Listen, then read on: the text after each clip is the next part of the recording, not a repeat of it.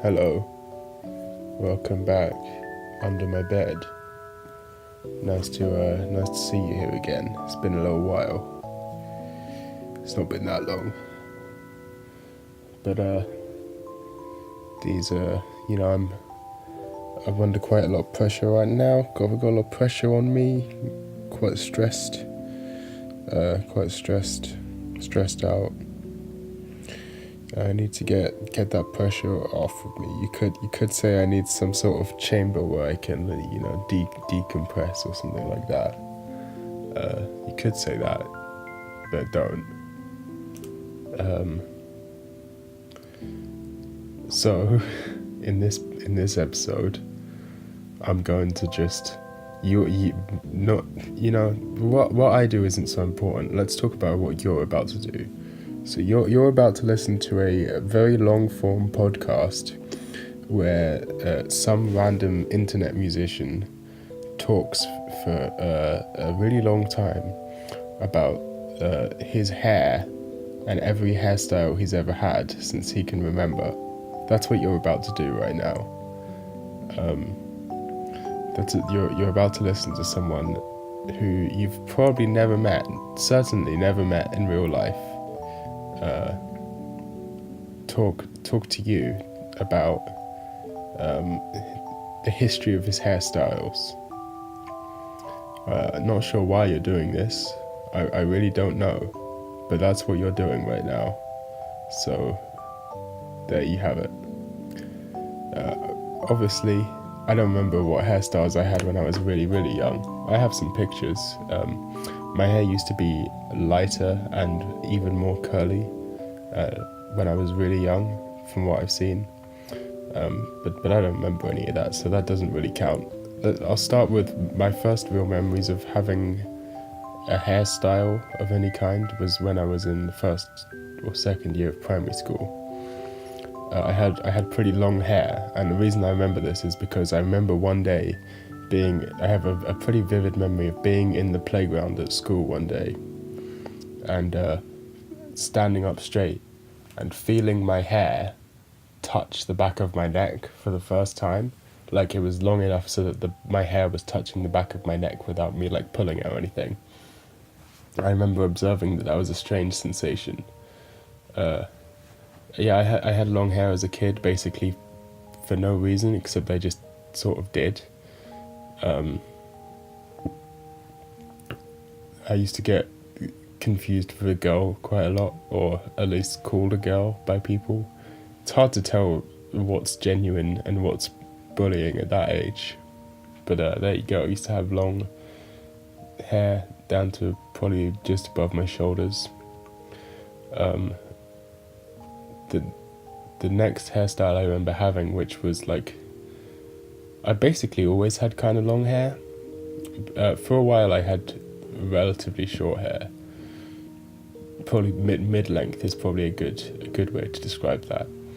For a while in primary school I had mid-length hair, and then towards the end of primary school, so I would have been 10-ish, was when I first discovered, I guess so, discovered the emo-ness as a thing that existed, like the subculture of emo, which at that time was still a thing that people did. So when I was about that age, I went to a fancy hairdresser with a picture of a guy from a band called The Blackout, who are a Welsh screamo band, who I used to listen to obsessively back in the day. The guitarist from The Blackout had the really classic emo, really straight fringe over one eye type hair. Or also the guy I remember, because I bought that, and I also bought a picture of the band called Block Party. The guitarist also had emo hair, and I brought those two to the hairdresser and was like, something like this, and then he was like, well, which one do you want, because those are two different hairstyles. And I was like, what the fuck are you talking about? Those are clearly the exact same. Turns out, looking back on it, because I remember that, so one day I randomly remembered that and went and looked back. Turns out, unsurprisingly, the child was wrong in this situation. The hairdresser definitely had the correct opinion in this case. They were pretty different. The fronts were the same, but the guy from Block Party had it much shorter around the rest of the hair, but the guy from the Blackout had the same length all around, like long hair. The guitarist from Block Party had sort of a bob where it went shorter in the back than it was in the front. I remember he asked me to pick one. I think I picked the Block Party one. I don't remember if that is exactly what happened though.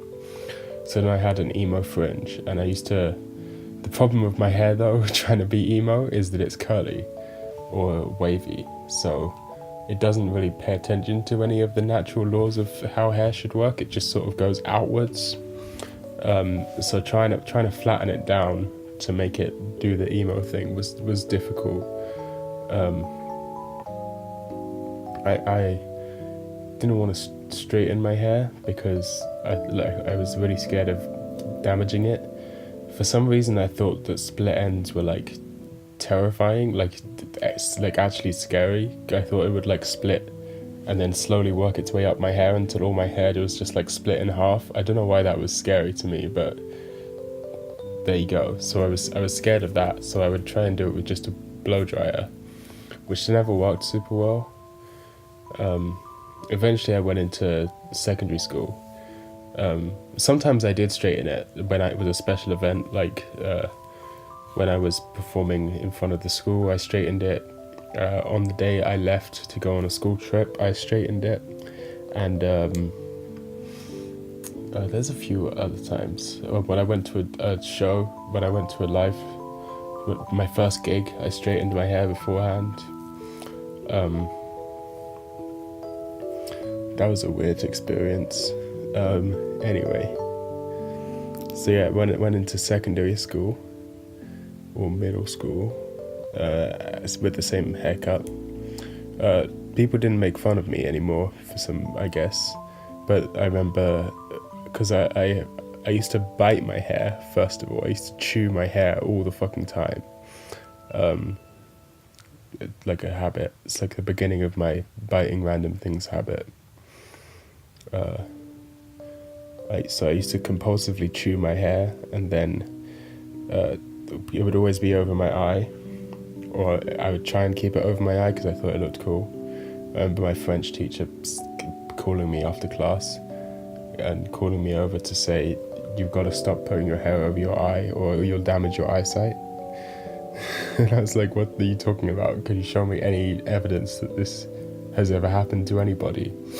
And she was just like, "You just got to stop doing it. It's bad for you. It's got to be bad for you. I have no actual proof of this, but it just has to be."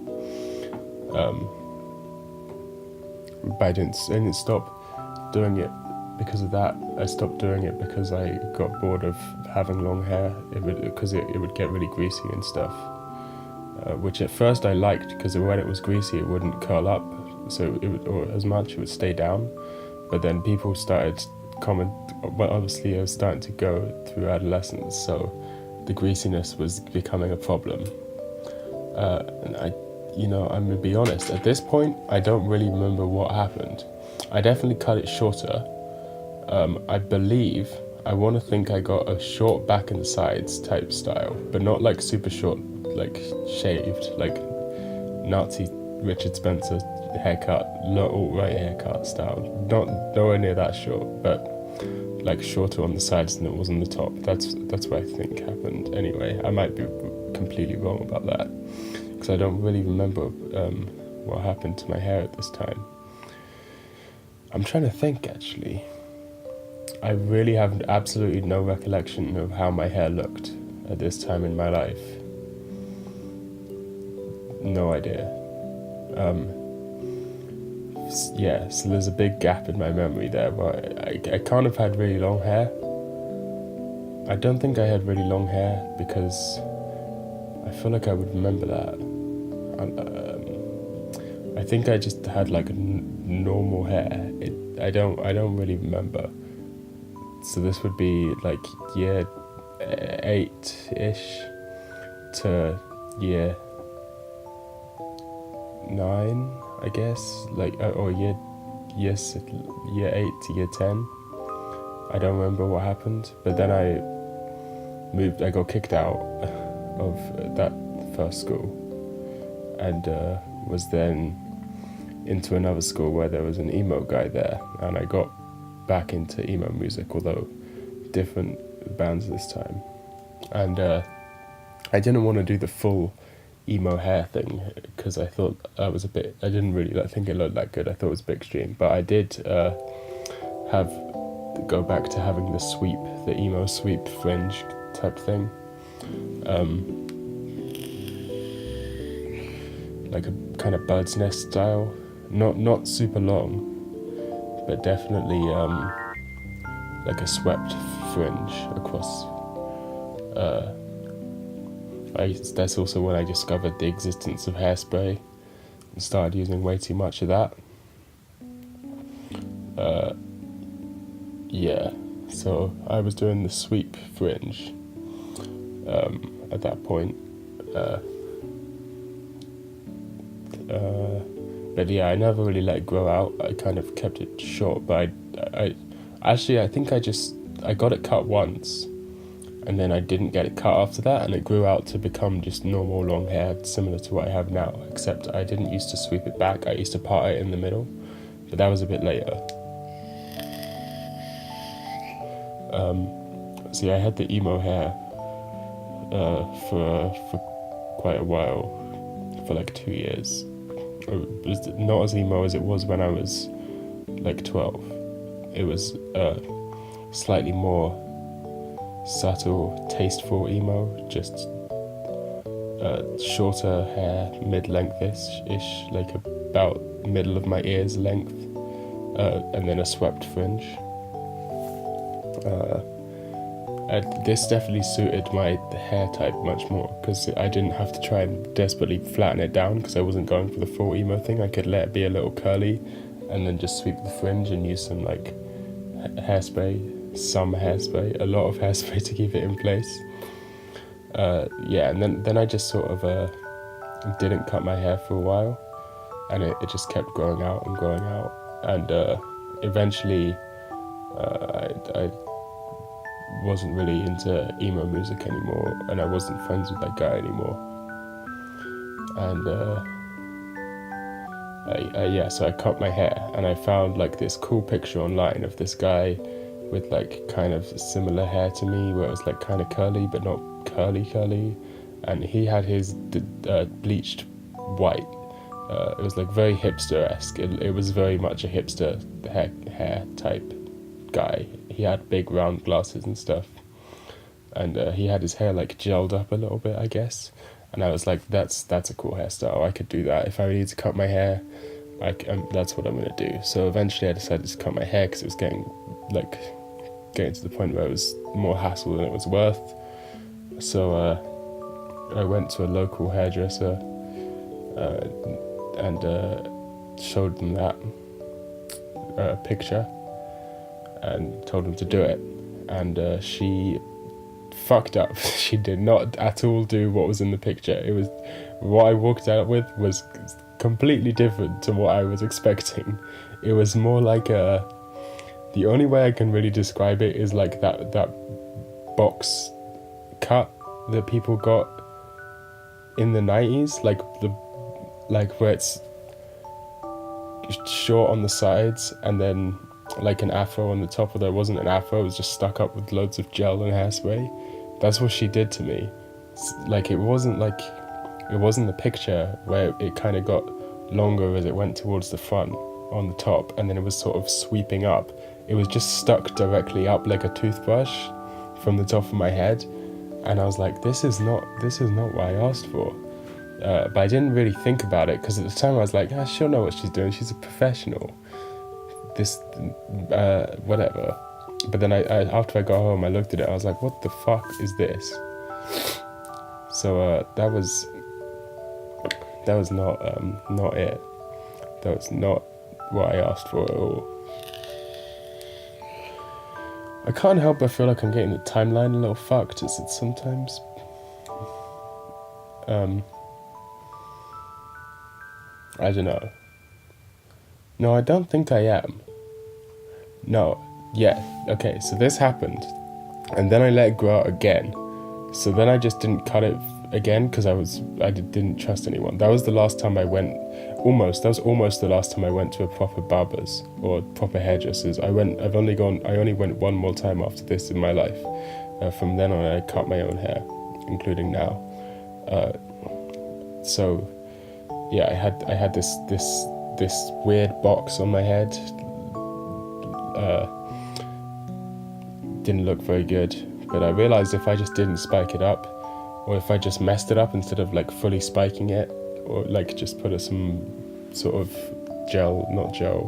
something product in it and just sort of messed it up, it could look okay. So, but I just let it grow out after that, just let it get long. And that's when I went into sixth form. It was, so when I went to Japan, it was like, maybe I am getting the timeline mixed up here. This is quite difficult. So I remember when I got it cut, I was dating a girl from Essex, and I went over to visit her. And I visited her first time with long hair, and I said, I'm going to cut it. And I went like the day after I cut it. And she was like, oh my God, what did you do? You lost all your hair. And she was annoyed because she liked my hair. But no. So this may have been later on then. This may have actually been later on. Than I'm thinking.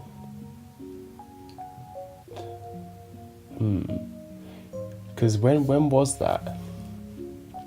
I don't remember. It didn't last very long. It really didn't last very long at all. That was after... Okay, so maybe this was... This can't have been... Hold on a minute. Was that then? It might have been... No, it can't have been then. It might have been then. Okay, I think I'm getting the timescale fucked here. That can't be true. Oh man, I don't know. I don't know when the timescale happened. I might be getting confused.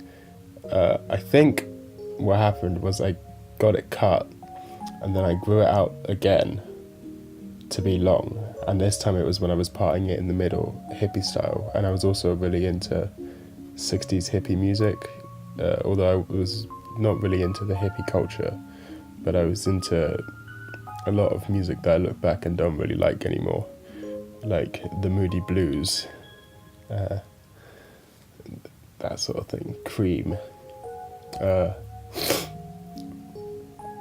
So yeah, I had middle parted, pretty long hair, and stubble at this point, because I used to shave, and this was when I was first starting to, my facial hair was thick enough to let it be stubble.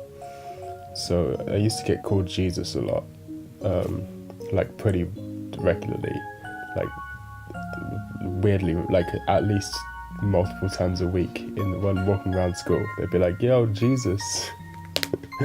No, I get compared to Jesus a lot, okay? Don't question it. So yeah, then that was my Jesus phase. And then, so then by this point I was friends with my current friends. So we're getting more to the current era now. Would have been about, I want to say 17, 16, 16, 17? 17, I think.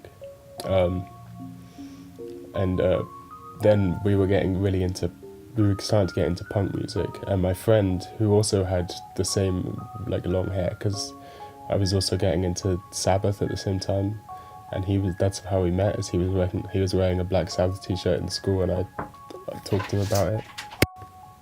So yeah, I went up close to his Sabbath t-shirt, and he also had long hair. And then one day we met up, and he'd cut his hair and spiked it and dyed it half red. It was very punk. And I was like, well, that's really cool. You know what? I got to cut my hair as well. So I also cut my hair relatively short. And thus begins the strange phase of actual experimentation with hairstyles. So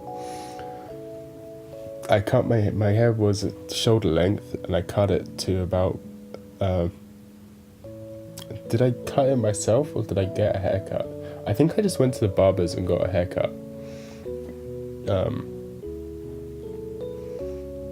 I'm struggling to remember what this haircut was like, actually. But either way, I got a haircut to like mid-length, but it was shorter on the sides this time, quite a bit shorter on the sides. And so it actually looked pretty cool. It was kind of like, I'm not sure what to compare it to, but sometimes I would sweep over the fringe, but not like fully emo style, just like a little bit. When I first had that long hair, the reason I parted it in the middle was I was really scared of people thinking I looked like an emo, because I was at this point vehemently against emo. So I always parted it in the middle, because that was the only, like, I knew that was the way to make people not confuse me with those disgusting emos. So yeah, but then I cut it, and I had it like slightly swept, parted in the side, with short sides, and the hair, I guess the length was about the top of my ears, or from the top. And then I started, one day I was bored, and I got the trimmer that I used to trim my beard, and just trimmed the sides, just shaved the sides off, but not the back, because I couldn't reach around to the back, so I just shaved the sides off, and it was kind of like I guess like a mullet. It wasn't really a mullet at this point, but it kind of turned into a mullet. But at first, it was more like a really thick mohawk, I guess. Like the sides were bald, but the top was all hair. So not like a proper mohawk where it's a thin line in the top. It was all the top, and the sides were shaved, and I just did that myself. And then I started carving patterns into the side with the razor, so like I could carve 2 lines, or like a spiky line, jagged line into the sides of my hair, which I thought looked pretty cool. And then yeah, this was when I was starting to get, I was already into Lane Chan at this point, but this is when I was like really getting into the whole cyberpunk LARPing kind of thing. So I then had this kind of 80s-ish, because I used to stick it up with hairspray as well. So I had this like 80s-ish, cyberpunk-ish haircut, and I would like shave patterns into the side because it looked pretty cyberpunk. I'm not sure, I have some at this point I actually have like a couple pictures of it, so let me see if I can find some pictures so I can talk about this. Right at the bottom of my photos. Like right at the bottom. Here we go. So yeah. Yeah, it was basically a mohawk, the way I, it didn't start off like a mohawk, but I started spiking it up with loads of hairspray, because I was into the punk scene still, so then it became a mohawk, and then I'd shave 2 lines into it.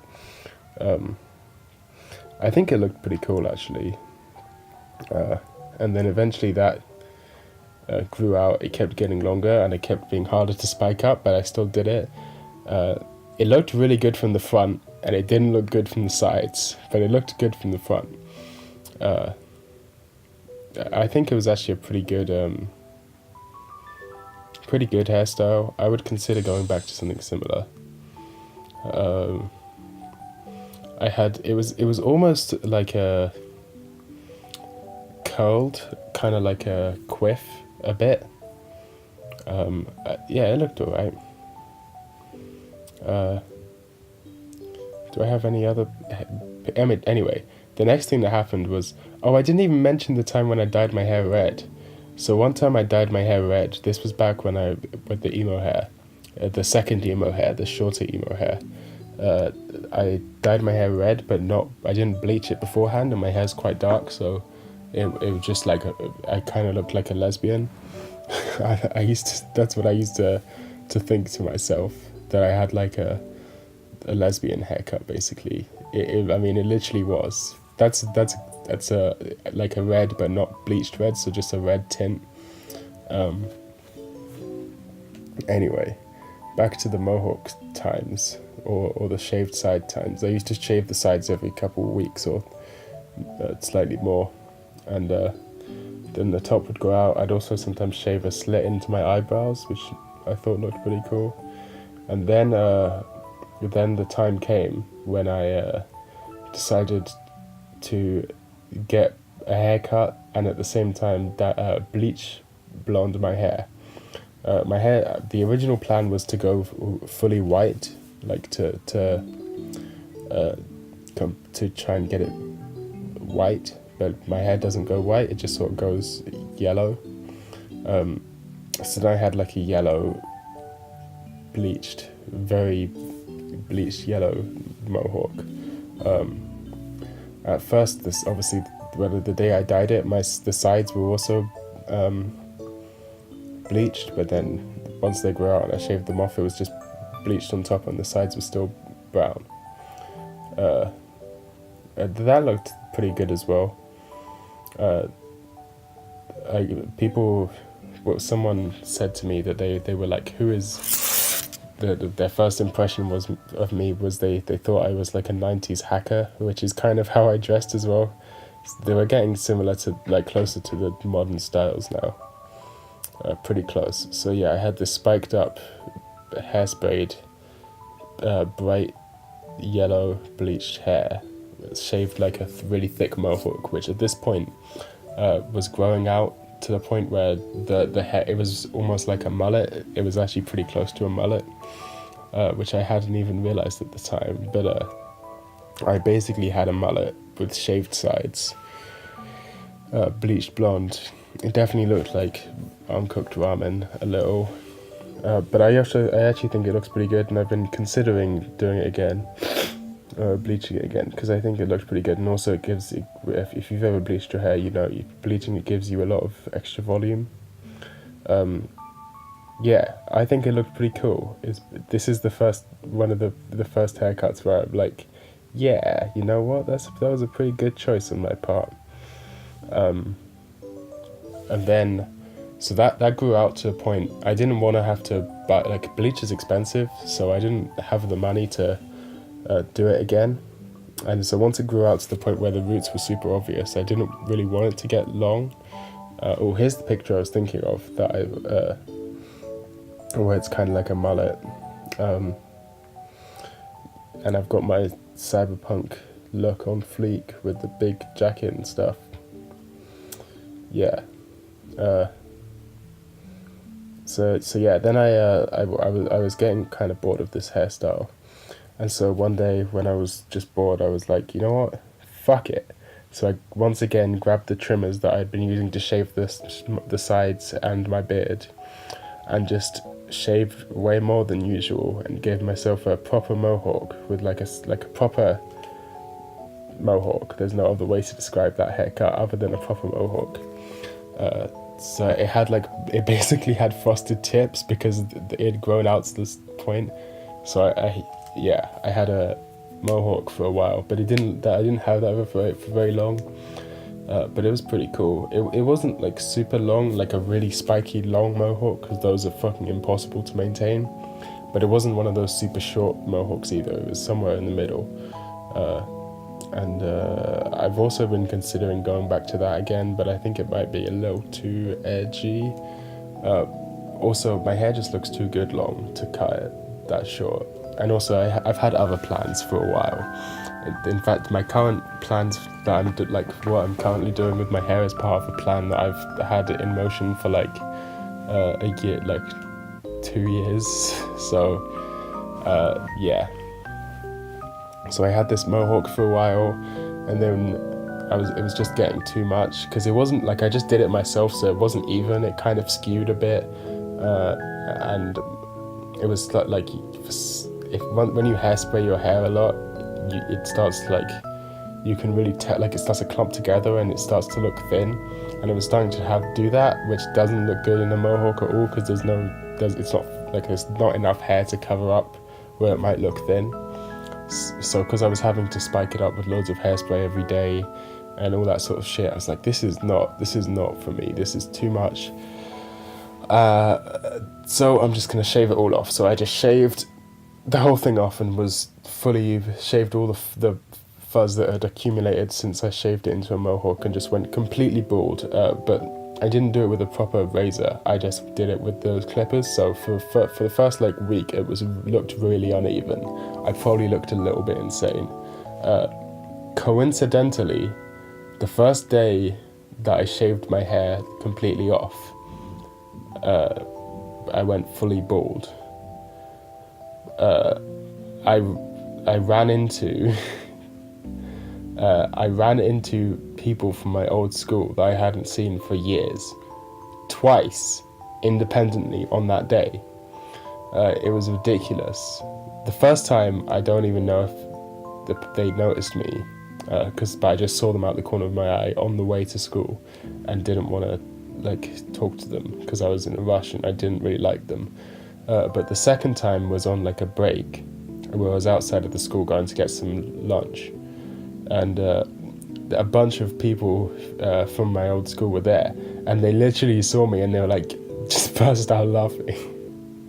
And I was like, yeah, well, you know what, I used to have a mohawk, I shaved it off, judge me if you want to, but whatever.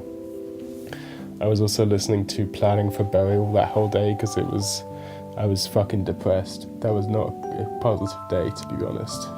It was a very stressful day, not because of my hair, for other reasons. It just happened to coincide. But being completely bald is a very amusing experience.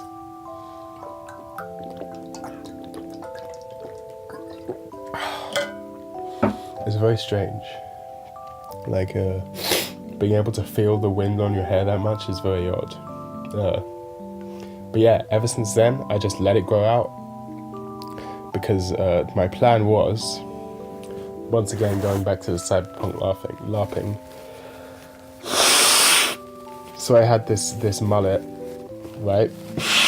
And I was like, I'm bored of the blonde, and I'm bored of the mullet.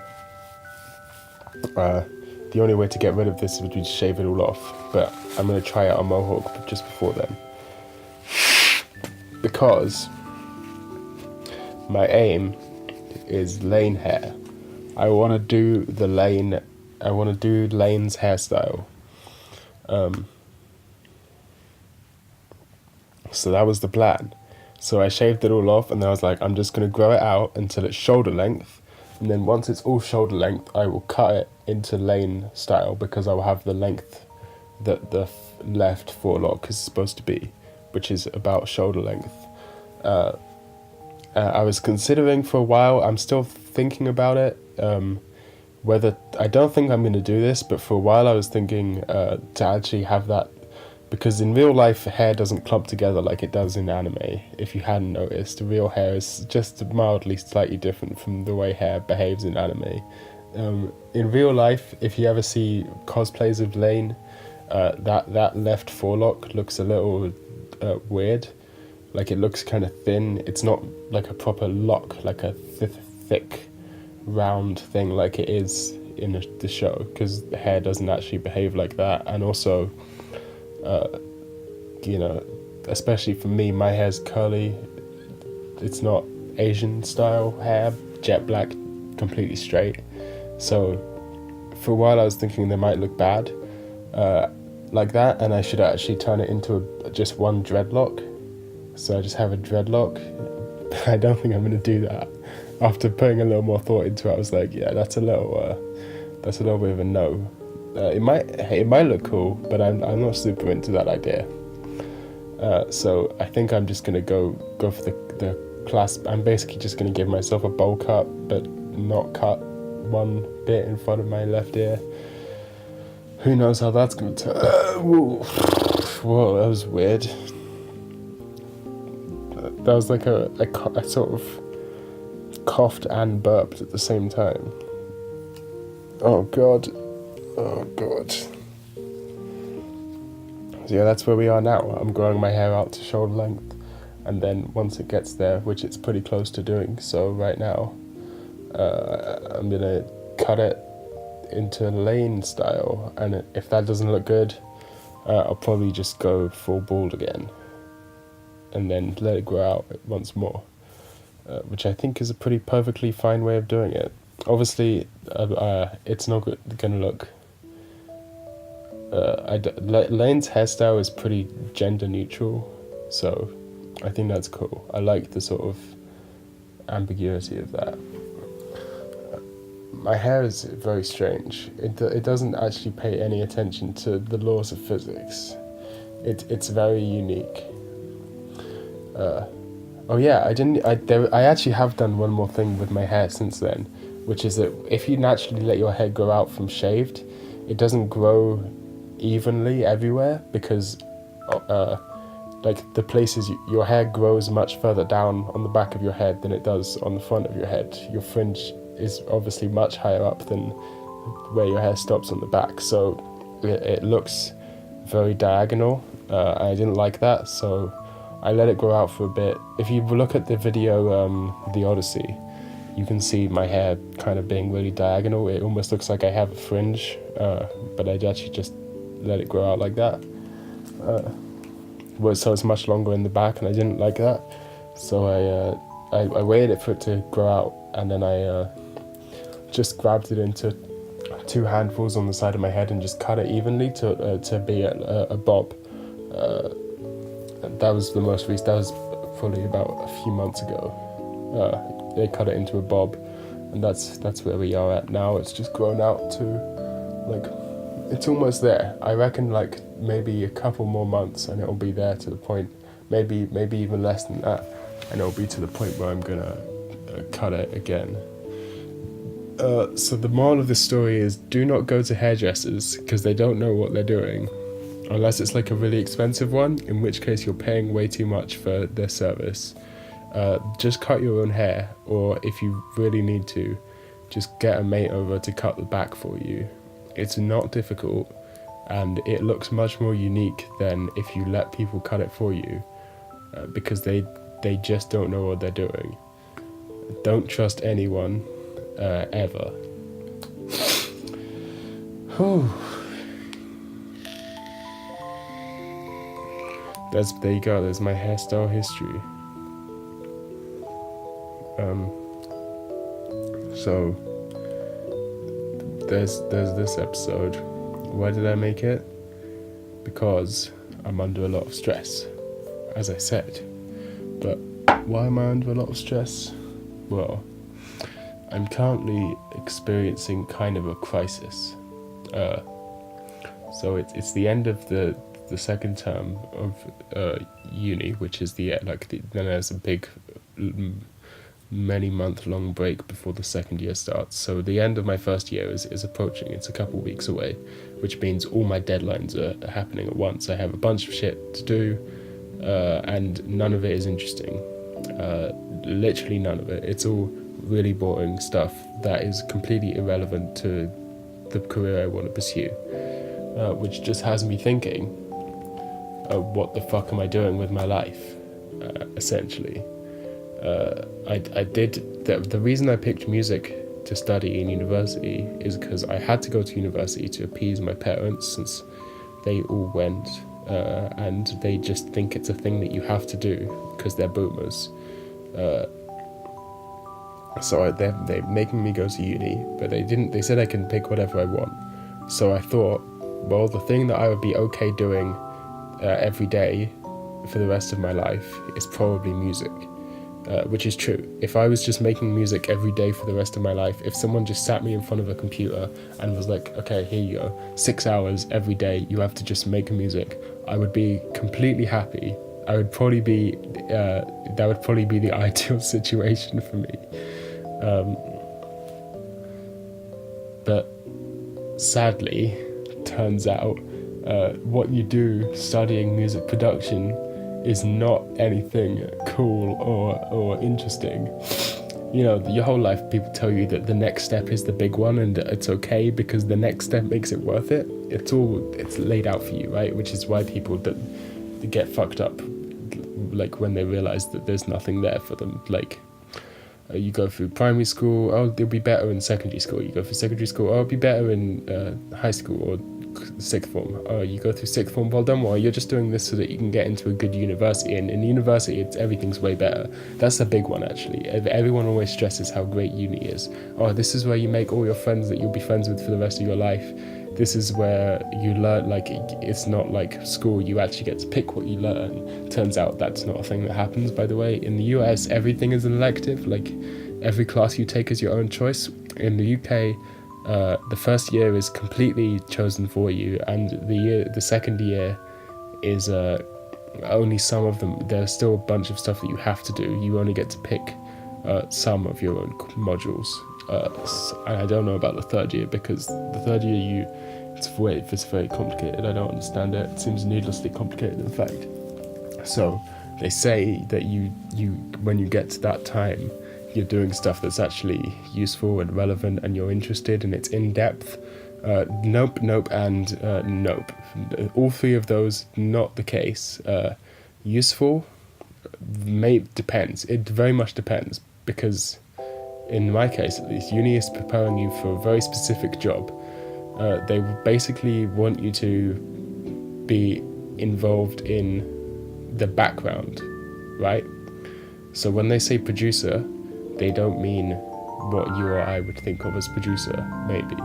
They mean like production engineer, basically, like probably working in a studio, but not being the guy that makes the creative decisions, just doing what people tell you, essentially, which seems incredibly boring to me. Or they mean they're definitely preparing us for sound, doing sound for picture, so like music for TV or Foley or ADR or voiceovers or theatre work or all that sort of stuff, which is a big industry. But that's, in this case, I'm sure if you're interested in that, this is very interesting. Sadly, there is very little that we actually learn other than you have to do it good. For example, Foley, the lessons generally consist of that module. The lessons generally consist of a lecture at the beginning where they go through. So let's say we're talking about sound design in terms of Foley. So Foley is you know, in animation there is no sound. So anytime you hear a character like rustling clothes or walking, someone has to have made those footstep sounds to match the thing. That's Foley. It's actually used in pretty much everything, but generally you don't notice it. That's what they want us to do. Now, the thing is that Foley artists are a very specific breed of person who is super autistic about this one thing, and that's good, and I can respect that, but it's not really the sort of career that everyone is going to want to do, and the amount of time they spend on it is a bit ridiculous. Anyway, so that sort of lecture would generally consist of, here's a few clips, examples of X technique being used. In fact, that's the thing, they never go into techniques, they'll just be like, here is Foley being used well, look at that. You see how he did it, and he spent a lot of time on it and did it well. That's what you got to do.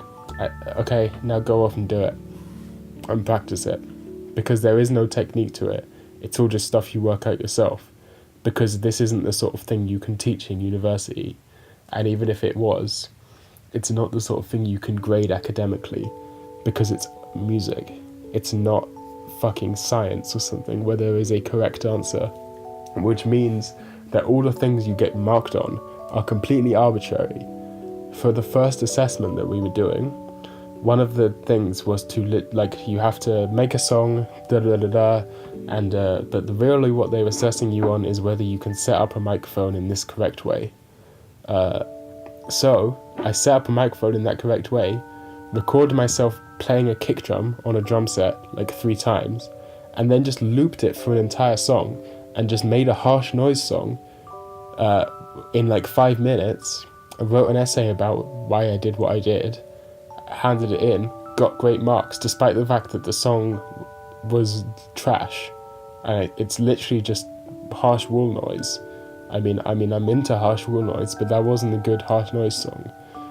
It was literally like just random. It wasn't like controlled noise. It was just, I stuck a fucking contact mic on a hairdryer. It wasn't good. But they can't judge you on how good your song is. They're just judging you on specific techniques, which are completely irrelevant, because you can't just use these techniques. You have to do what's in service of the song. So either way, what I'm saying is, they're not preparing you to be a musician. They're preparing you to work in the music industry. They don't actually particularly want you to be creative. They just want you to do something in the music industry. And I'm not sure if you've noticed, but I fucking hate the music industry and everything about it. It's terrible. It's one of the worst industries in the world. It's fucking atrocious. It's full of absolutely scummy people doing scummy things, including a lot of our lecturers. It's terrible and awful, and I despise it with a passion. So going to this university to study this thing is useless, because I never want to go into the job that they want me to go into. So I'm learning skills that are irrelevant to me in general. I'm sure there's some things that are cool, but the real question is, why am I paying money to be taught this by someone who barely knows more than me? Some of them, I'm not sitting here on my high horse being like I'm the world's greatest musician. Some of the professors really know their shit and are really talented and skilled producers or whatever they do, and that's cool. That's really good. The problem is, a lot of them aren't.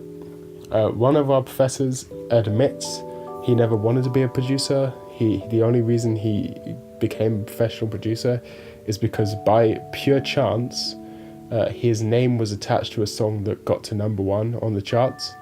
And because of this, a lot of people started hitting him up and asking him to produce for them, despite the fact that he didn't know what he was doing.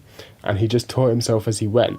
But he doesn't know what he's actually doing. Like, when you watch him produce, he follows these steps that you're supposed to follow, but he doesn't actually consider whether he should be following those steps. For example, this is getting a bit technical now, but for those who know what I'm talking about, if you've got a vocal sample, any audio, it's pretty common practice to go in and EQ out unpleasant frequencies like room tone or some sort of unpleasant reverberation or harmonic that's in there. So generally you'd go in, you'd listen to it critically, see if there's anything unpleasant like that, and then you'd EQ it out. But what he does is he goes in and finds those frequencies purposefully, even if they're not there or apparent when you listen to them, and takes them out, because he's heard that that's what you're supposed to do. But so he will go into every piece of audio and do that, despite the fact that not every piece of audio requires that. This is essentially the sort of thing I'm talking about, where he knows what you're supposed to do, and he just follows the step by step, instead of using his ear and being critical and doing what suits the song. Also, all the music that he's attached to is complete and utter fucking garbage, like on a next level, terrible pop, unoriginal pop music. So bad.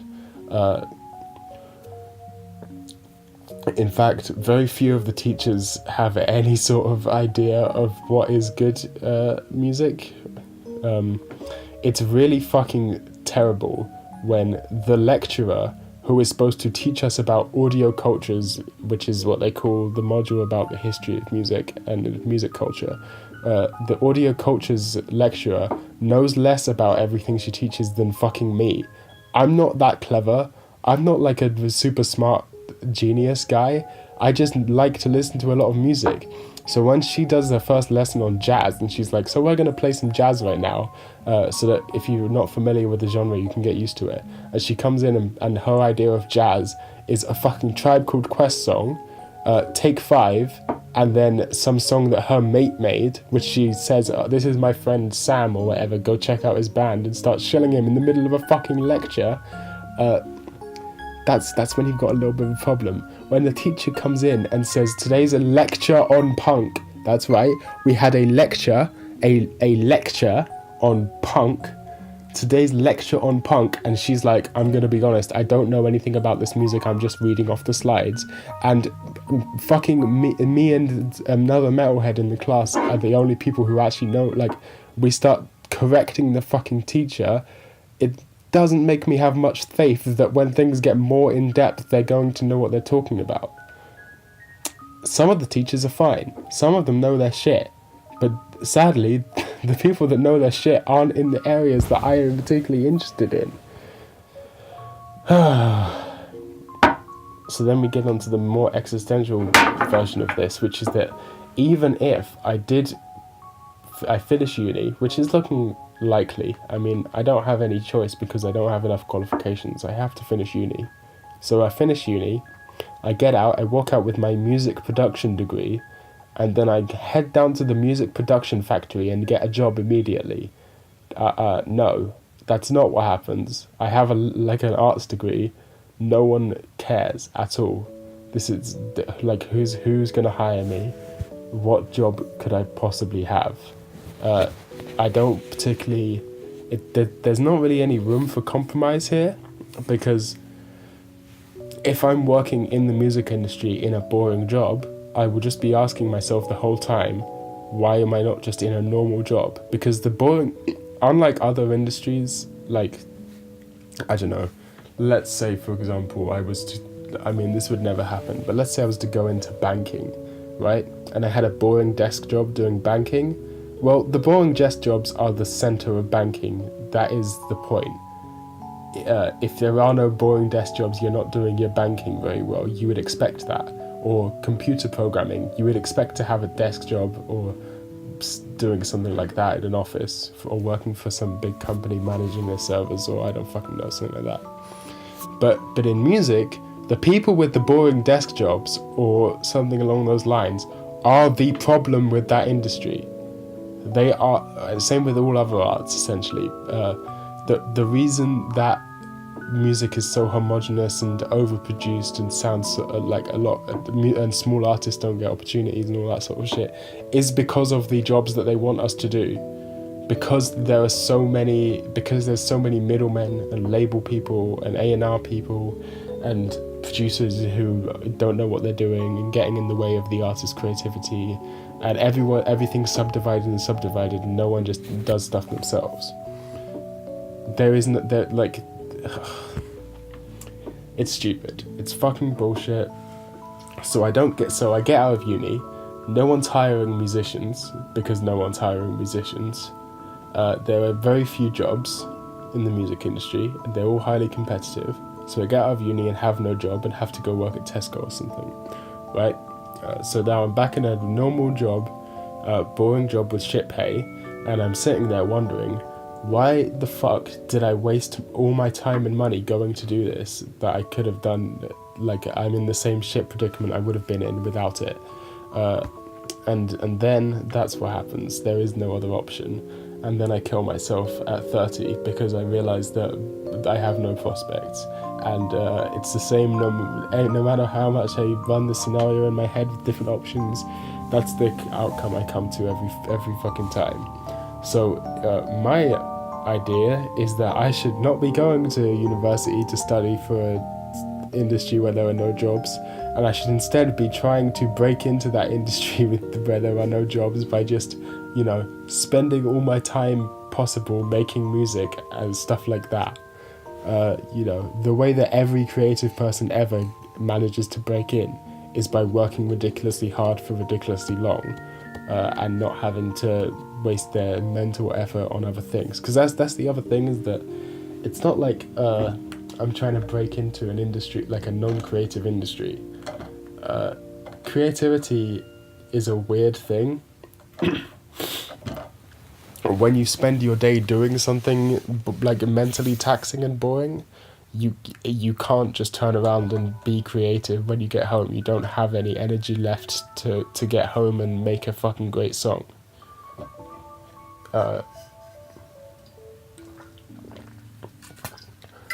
If I spend 3 days in a row, morning to night, making music, as I sometimes do, I will have made, like, on the third day, I'll be making some crazy shit that'll be really good. Because I've set my brain is set up from the beginning to just go straight into that creative mindset. But if I have to spend my days going to classes where I'm just sitting there bored out of my mind as the lecturer tells me stuff that I taught myself 5 years ago on fucking YouTube, and I know I'm paying for this for some fucking reason, and it's not cheap, and I'm sitting there looking around the class at all the fucking fluoride stare people who are making their generic trap beats and thinking they're the fucking shit. I look around and I'm like, what the fuck am I doing here, man? This is not where I belong. You know, they say uni is where you meet people if you're in the music industry. The point of uni is not uni itself. The point is the networking. Where they at? Where are the interesting people? I've not found. I've been there for a year now. First year's almost over. No one is making interesting music. I've listened to a lot of people's music in all my classes because people are very willing to share their stuff. The most interesting thing is probably the one guy that makes death metal, but he makes like modern death metal, which is not really my thing. I understand the appeal of it. It's cool. I wish him luck, but not really my kind of music. Whatever. No one's making interesting music. It's basically all the guys are making trap or pop trap, and all the girls are making lo-fi, Claro style stuff. Or some people are making house. That's about it. That's about the range. Some people are making mainstream house. Some people make Claro style or Doja Cat style lo-fi singer-songwriter stuff, and some people are making trap, and then like there's one or two metalheads, and then there's fucking me making experimental violin blast beat music and concept albums every couple months and monkey drumming music. There isn't. Looking round, all I see is scum. The same smile, the same eyes, the same face on everyone. It's no surprise. That's what that song's about. Except it's about everyone. Do you know what? Where I do my networking, I find my interesting music where I actually hang out in real life with my friend who makes fucking crazy, sick, experimental music.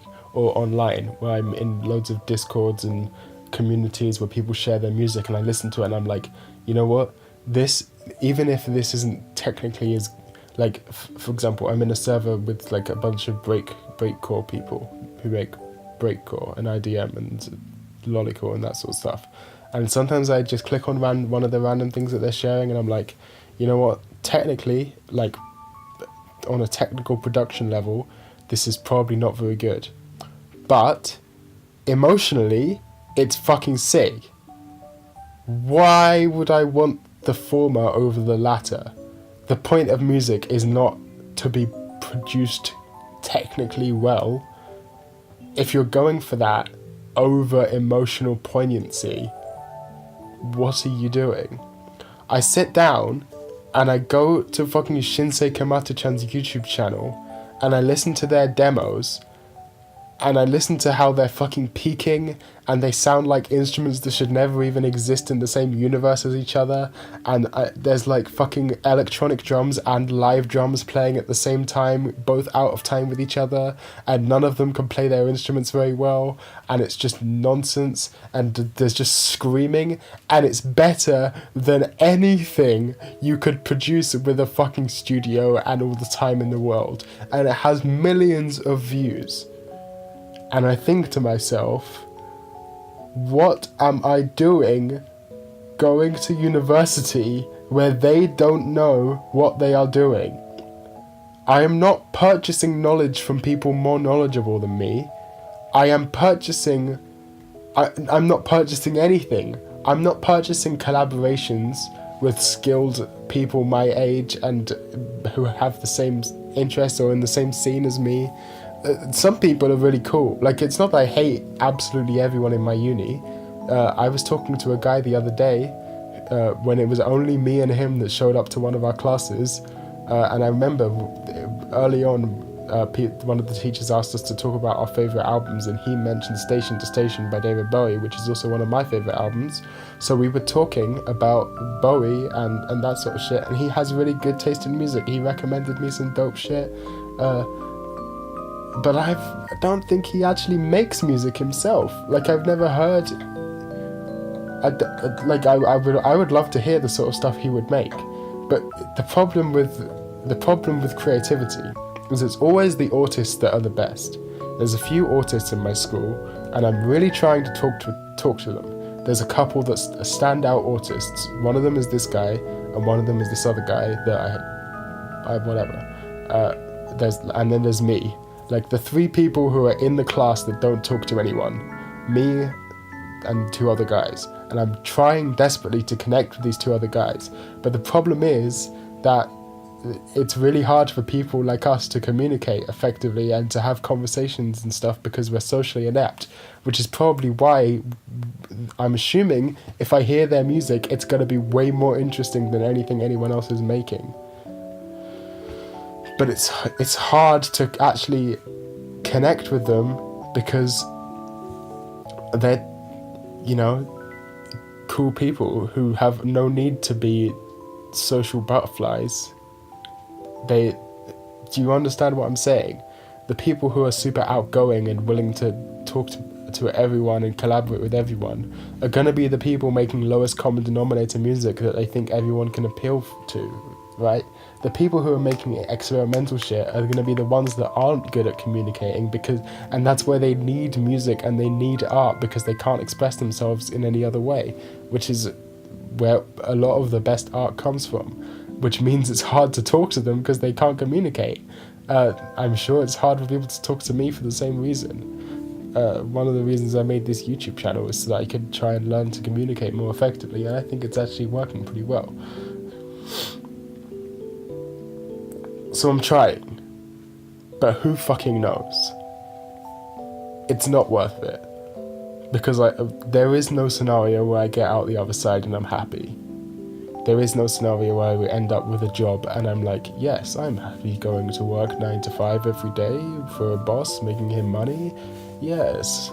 No, that is not going to be satisfying or fulfilling for me, and I'm going to kill myself unironically, because I don't see a point in living a life like that. So all I can do is keep making fucking music and ignore what everyone else says. But the problem is that when you're dependent on other people to survive, you can't just ignore what they say, which means I have to gain financial independence, which means I have to get a job, which means I don't have the mental capacity, I don't have the time, I don't have the creativity or motivation to make the music that would get me out of that situation. It's fucking terrible. So what am I supposed to do? I'm also always fucking sick now. I'm always sick. I've got loads of essays to write. Do you understand why it's difficult? Because here I am, complaining for like half an hour, taking down every reason why I shouldn't be in university right now. And now I have to turn this recording off and go write a 2,000 word essay. How am I supposed to do that? How am I supposed to do that? Oh my god. Life is shit. There is no winning. life just is shit, especially if you're not in the center of the bell curve. It doesn't get better. People always tell you with depression and other mental illnesses, like, it gets better. It actually just gets worse, because if you think kids are mean, adults are much worse. They have no patience for anything outside of their comfort zone. It's not good. I'm also starting to figure out that I may have ADHD and not autism, as I previously suspected. As we go back to self-diagnosing, I've got like what's it called? Oh yeah, I tried to organise a therapy, like a proper therapy thing, but I couldn't do it. It wasn't entitled to it, so whatever. Nothing you can do about that, I guess. What was I saying? So yeah, I have to just sit here and self-diagnose. And so I was previously thinking that I might be autistic, which, I mean, depending on your definition of autism, I probably still am. But now reading through the symptoms for ADHD, I think it explains a lot. And let me look them up right now. Oops, that's not it.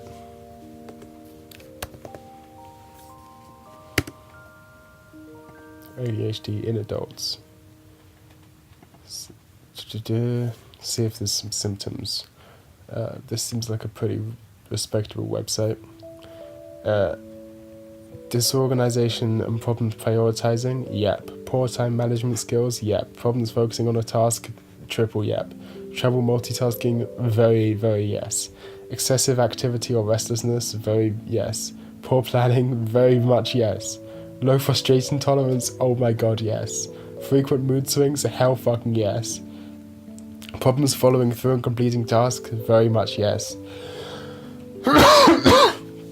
Hot temper? Not anymore, but I definitely had as a kid. It took a lot of time to not have this. Trouble coping with stress? Really, yes. Almost everyone has some symptoms similar to ADHD. If your difficulties are recent or occurred only occasionally in the past, you probably don't have ADHD. Only when symptoms are severe enough to cause ongoing problem in more than one area of your life. Yes. And this is the problem, is that diagnosis of ADHD in adults can be different because certain ADHD symptoms are similar to those caused by other conditions such as anxiety or mood disorders. And many adults with ADHD also have at least one other mental health condition such as depression and anxiety. It's fucking... you see what I mean? Well, it doesn't matter. I'm trying to put labels on this not because I particularly care about the labels, but because it makes it easier to communicate with other people. I don't really care if I have ADHD or not, but if I can say to a authority figure, hey, it's really hard for me to write this essay, or it's really hard for me to do X because I have ADHD, that is something they can instantly recognize and be like, yes, ADHD is something you can't control. Or, I mean, whereas right now, if I say I can't do something because I have depression, it sounds like I'm like, no one can relate to that if they don't understand. Especially because of the amount of people that claim to have depression these days. I know, I don't want to judge people for whatever, but, you know, it's, I feel, like when I said this, I won't say who I said this to, or who said this to me, but I said to someone, mentioned that, like, it's really hard for me to do something because I have depression, and it was, like, a really hard thing for me to mention this to that person. I don't particularly like talking about it. It makes you feel self-conscious and like I'm making excuses, but I said, like, I explained, I can't do X thing, I have depression, it's really hard to do something, and they were like, look, everyone has depression these days, just get on with it, you know? Whereas I think something like ADHD is more understood as something that's unavoidable, or at least treatable in a better way, because that's the other thing. If I do actually have ADHD, the treatments work pretty well. So that's the thing. Whereas autism, there is no treatment. Depression, no treatment. Anxiety, no treatment. I mean, I'm not saying Anyway, I don't want this to turn into the Mental Health Cast 2.0. If you enjoyed this podcast and you want to hear more of me podcasting, you should head over to the High Functioning Absurdism podcast. I'm sure if you just search High Functioning Absurdism in the search bar, it will pop up. Let me see if that works. High Functioning Absurdism. Yeah, it's the first thing that pops up. The High Functioning Absurdism podcast. Yeah, go check it out. Although the first episode, it is shit, I would recommend skipping to halfway through the video, because half of the video is spent arguing about antinatalism. Yeah, that's just me being an idiot. Just recorded a new episode of that recently, and it was much better, so hopefully that podcast will be a thing. Although, who knows, I might quit.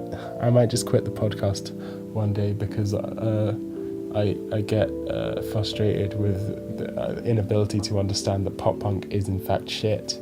And we should ban and burn all pop punk ever made. Anyway, thanks for coming and meeting me under my bed today. It was very fun talking with you. I hope to see you again under here at some point. Don't forget that if you happen to be a fan of my music, you can find a bunch of extra music, way more. I'm talking, it's absurd. It's actually ridiculous. Probably hundreds of songs at this point, on my Patreon for as little as $1 a month, which is very cheap.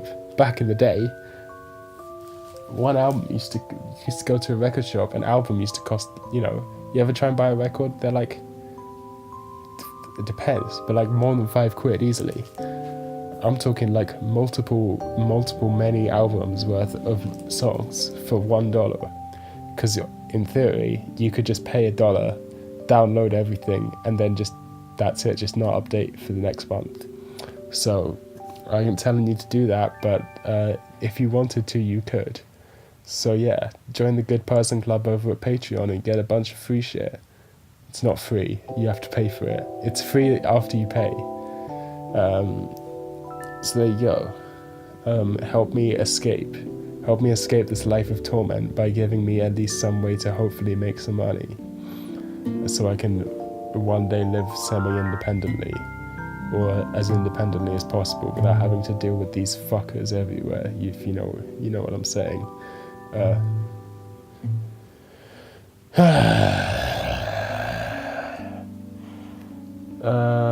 There is no hope.